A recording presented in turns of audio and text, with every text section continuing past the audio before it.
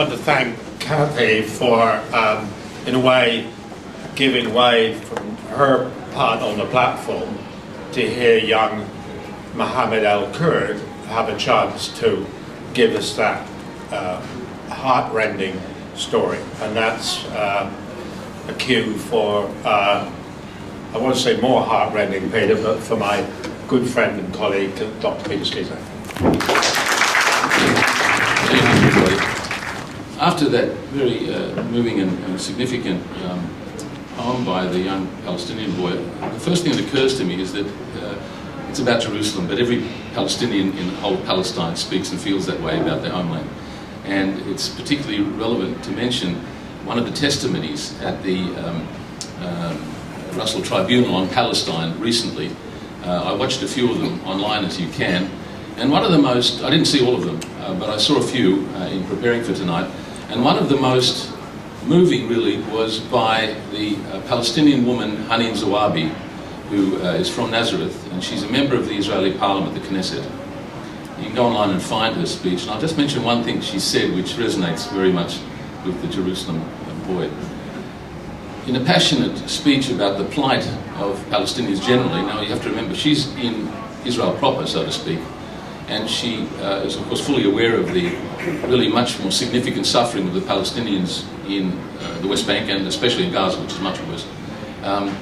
But she talked about the significance of those Palestinians in Israel proper, which is a symptom, and a much more, in a way, revealing symptom of the problem that the Palestinians are facing, because they are citizens of Palestine, and the rhetoric is that they have equal rights, and Israel is the greatest democracy, or the only democracy in the region.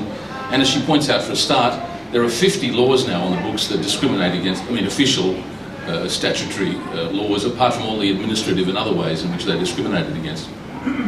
And she makes the point very powerfully. She says, speaking in her words, I didn't immigrate to this country. I mean, she's a native there, and she's the one that's treated by the Israelis as an alien and discriminated against, and hoped they hope they'd all leave somehow and get rid of them. In fact, there is explicit, discussion of transferring, and it's horrible. Now, she mentions this as a Palestinian living inside Israel, where their conditions are nowhere near as bad as in Gaza. For tonight, my inclination is to talk about and add to the remarks that Stuart has made and what we've heard.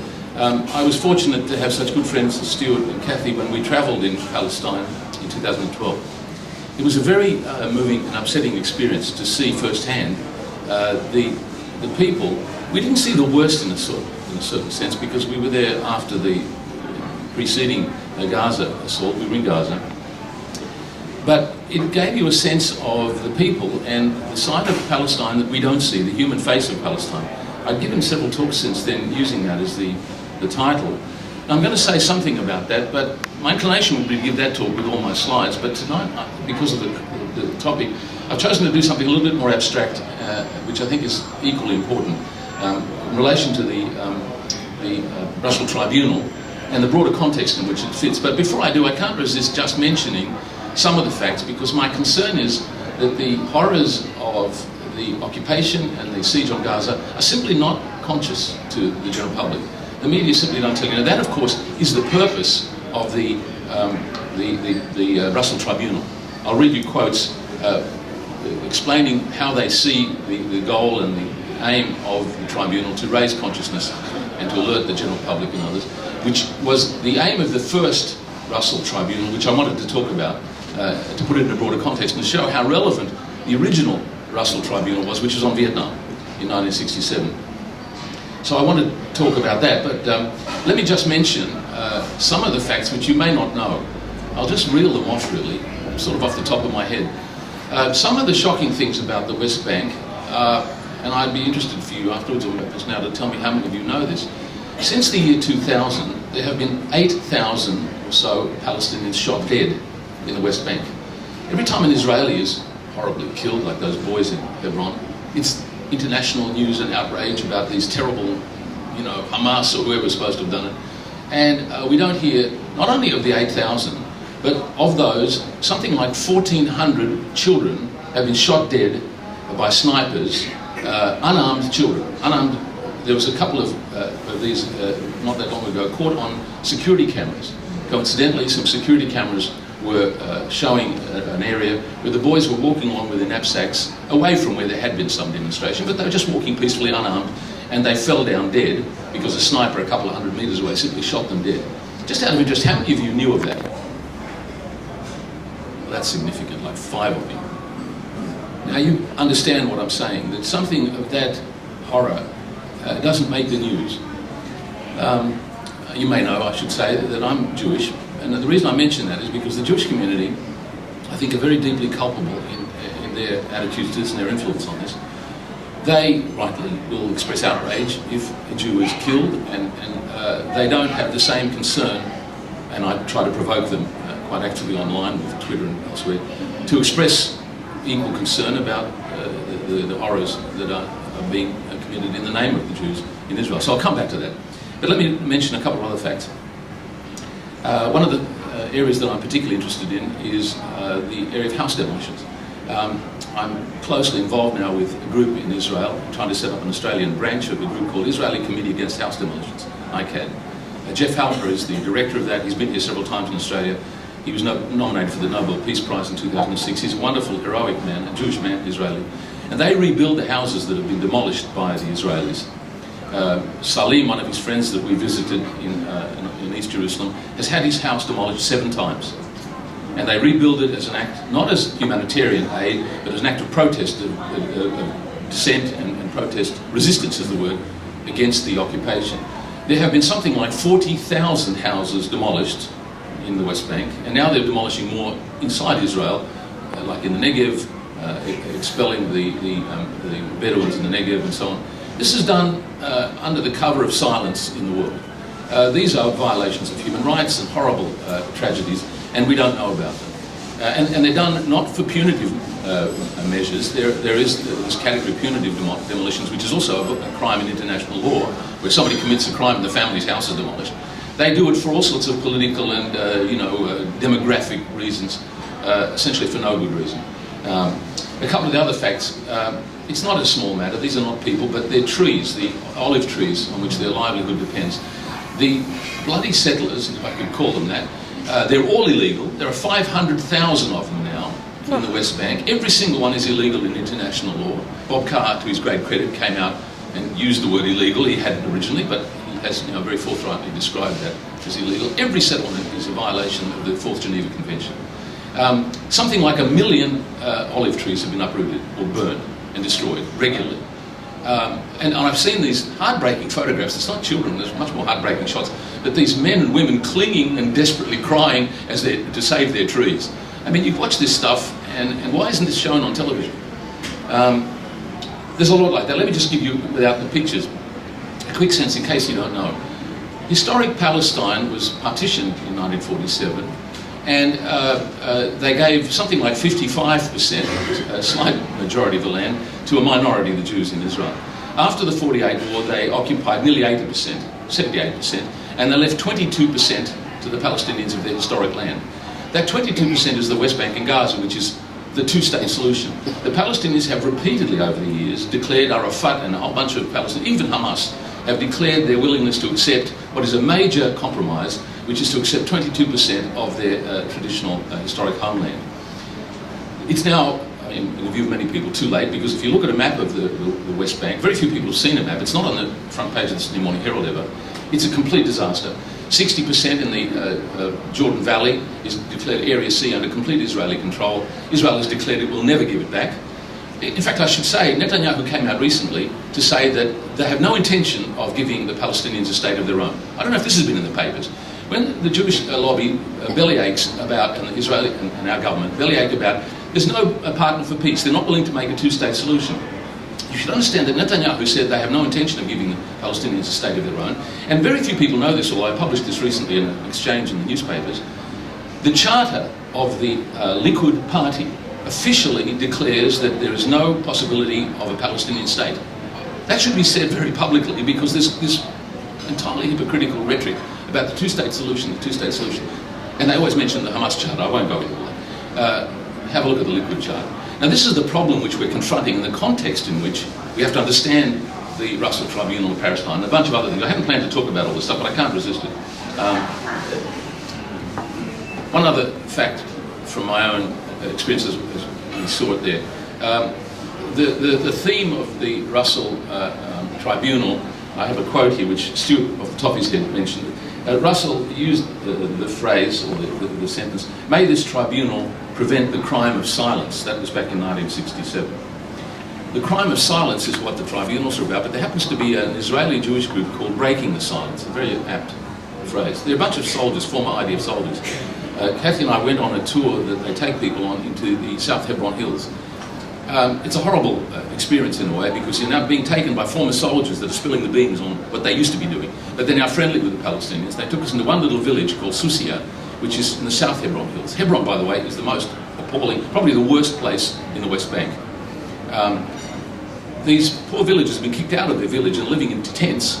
And the Israeli army periodically comes in and demolishes the tents, demolishes their water cisterns, knocks down the solar panels that the German government or whoever's given it to them, and simply terrorises these people.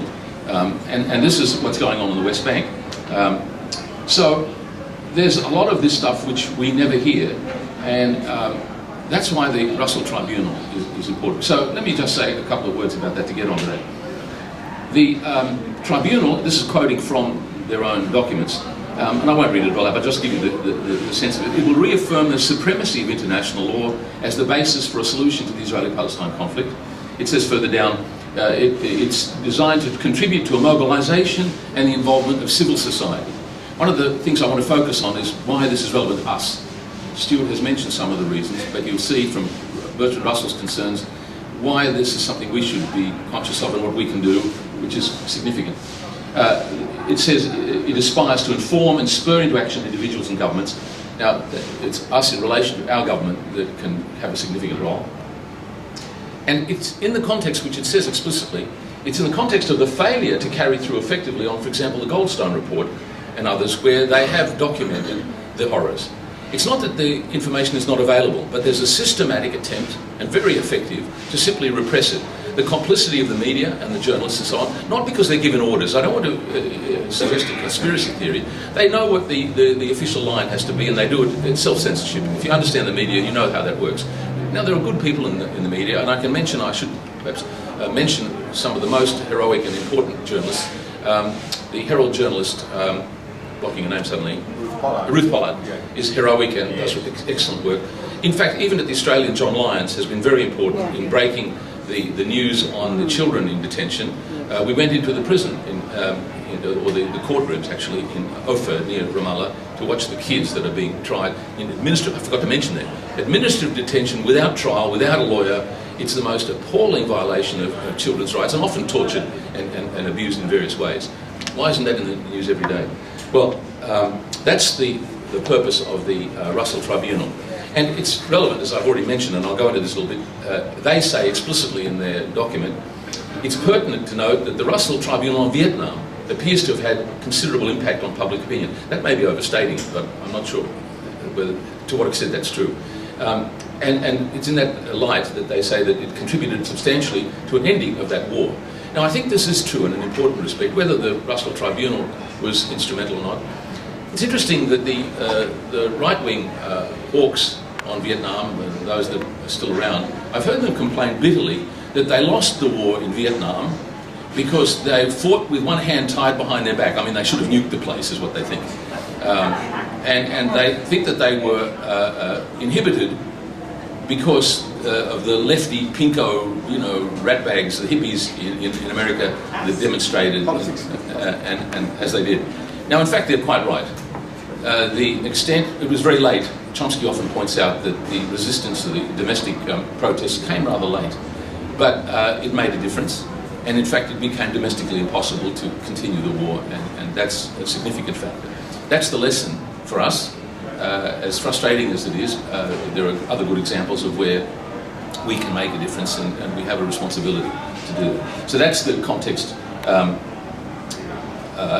the background. Now, I want to talk about the Vietnam Tribunal, because everything I'm going to say about that, reading the documents, is exactly relevant to today, so I think that's kind of worth doing. And I should mention, I was going to do it a bit later, but I'll mention it now. as Stuart rightly mentioned, I have a kind of a special relationship, so to speak, in inverted commas, with Bertrand Russell. I ended up here today, I guess, and all this stuff that I'm doing, in a way directly as a consequence of Bertrand Russell. I think in the late 50s possibly, he gave a television address. I was a kid, and he came on the black and white TV talking about the possibility of nuclear war and what a frightening prospect it was. And I remember that, my parents saying he's an important guy and a philosopher, and I had no idea who he was. But later, when I got to the university and I was 16 years old, I picked up a book of his called Religion and Science, and I started reading Bertrand Russell and his books on marriage and morals. And one of the things that struck me, which was a revelation, which is very important and relevant here, he said things that were so obvious, that were truisms, as I'll indicate, and nobody believed it. The general public, everybody had a view that was quite contrary to what seemed so obviously true about life, sex, politics, and all that stuff. And this is really a bit of a shock to discover that something that's so sensible is not shared. Now that's a very important insight. And the interest of that is that, in retrospect, you always make sense of your life in retrospect, but it's not an accident for the reason that Stuart mentioned, that I ended up being a fan of Chomsky's and having a lot to do with Chomsky. In a funny way, in retrospect, that wasn't entirely an accident, because Chomsky is a hero in the way he doesn't like to be called, people to regard heroes, but the admiration that he had for Russell was that he was not only one of the world's great intellects and philosophers and mathematicians, but he also got out of the ivory tower and he got involved in actual protest and action. So I wanted to show you something. I told Stuart I had this sitting there on my shelves, and I remember this. I have a book called War Crimes in Vietnam, since the days of the 60s, which is his account of the Russell Tribunal. And I found inside it this clipping, which I took out. I found a slide, I put it up there. The actual clipping from 1967 of the Telegraph, or whatever it was in those days. Johnson to be indicted. Bertrand Russell, the philosopher, is going ahead with plans to indict US leaders before his own War Crimes Tribunal in Paris. So that's my intimate connection with Russell and the tribunal. So let me talk about that a little bit, because it's very revealing to see how that bears. Someone tell me how time's going. I've got no idea. How much more? Okay, I'll try and hurry up. I've got really too much to do. I was going to read out, and maybe I will, I'll just cut off when I have to, we can have a conversation. To indicate something very important about Russell, I'm going to read out a description of him which comes from a book on Russell's theory of education, or his philosophy of education. This is some other scholar, I have no idea who it is. It's in the book, The Philosophy of Russell. I'll just read it to you. For the American public, the name of Bertrand Russell is rapidly acquiring a connotation that has a Mephistophelian quality. Mr. Russell is unmistakably a dangerous person. He is subversive. He is the spirit that denies. Or to take a more modern comparison, his sallies are in the nature of commando raids. Today we'd say terrorist raids. His sallies are in the nature of commando raids which are directed against any point that happens to be convenient and which aim to do the greatest possible damage in the shortest possible time. Whether the theme of his discourse be religion or patriotism or citizenship or capitalism or matrimony or education or some other phase of our social order is a secondary matter. It's fairly safe to assume beforehand that some tradition is going to take a beating. What makes this especially reprehensible is that it's difficult to thwart Mr. Russell's sinister purpose. Now, this is one of the great heroes of the 20th century and perhaps of all time, and it's significant because, and Chomsky is reviled and denounced in exactly the same terms. That's the fate of any dissident, and that's why these people are important in this context. So, let me read out one of the important motivations for the original Russell Tribunal, which is central to the whole issue. It's a quote from Justice Robert Jackson, who was the American chief prosecutor in Nuremberg after the Second World War, after which, as you know, we hanged several Germans for their crimes. And Jackson made a very important remark. He said, I'll quote, "If certain acts and violations of treaties are crimes, they are crimes whether the United States does them or whether Germany does them. We are not prepared to lay down a rule of criminal conduct against others which we would not be willing to have invoked against us." That's a very important remark. Of course, it hasn't been honoured. It has been violated in the most appalling ways. And of course, people like Chomsky today and Russell were the most vocal in drawing our attention to these hypocrisies. I've had arguments recently with various people, and some of my friends in the audience will know this. I've had an argument just in the last couple of days with a guy who's a sophisticated guy. He's a former diplomat, And I happen to say, thinking it's not exactly controversial, he thinks that Cuba is the worst terrorist regime on earth. Well, you know, it's done a few bad things. And I said, well, compared what to America? And I reeled off all of the, you know, accounts. And by the way, I cite as an important authority on this Osama bin Laden. I've got a lot to say about that, which I won't get to, but it's not insignificant in this context. And Osama bin Laden actually said, which is not publicised, he said if Americans want to understand what we're doing, they should read a book by William Bloom called Rogue State, which lists the 30 or 40 countries that America has bombed, and all of the countries it has subverted and created coup d'etat and funded, you know, death squads and so on. By any reasonable and objective measure, the United States is the worst terrorist organisation on earth. Now, I said this, and the guy was so horrified. Now, I don't know what planet he's been living on, but this is the context in which we are confronting the what you call brainwashing, the thought control among intelligent people, among well-educated, intelligent people. That's the problem that these tribunals are facing. So,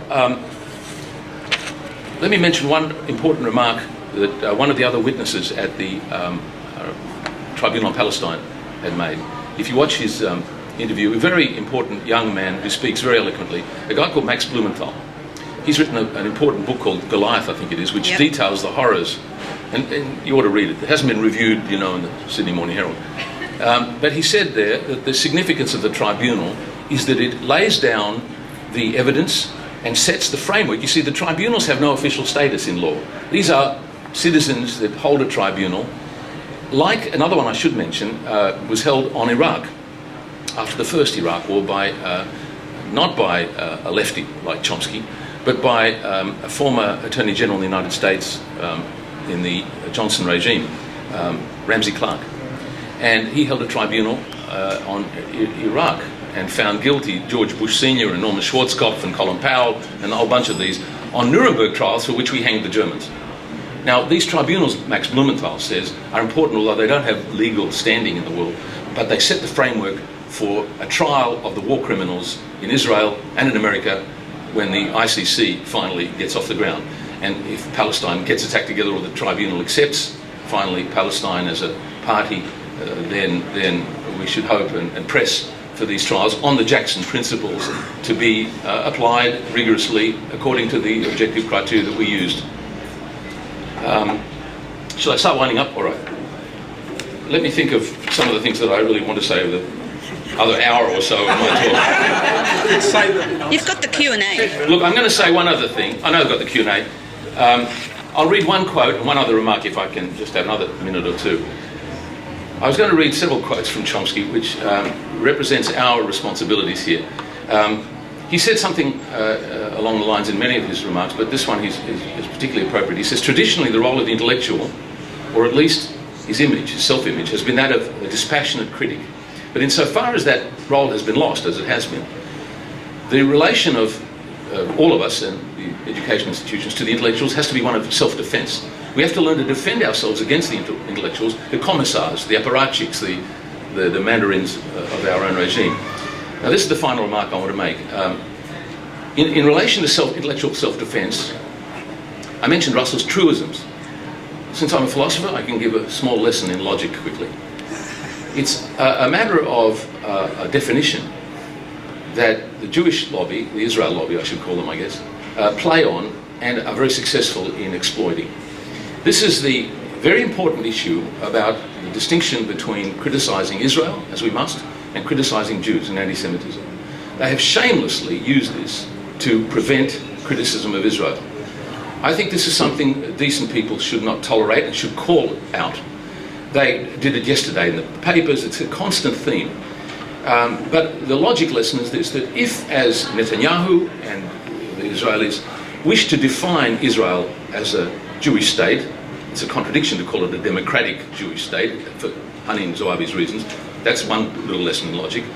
But the other lesson in logic is that you can't have it both ways. You can't demand, as Netanyahu does, that he speaks just in the last few days on behalf of all Jews. Well, screw that. But, I mean, he says that.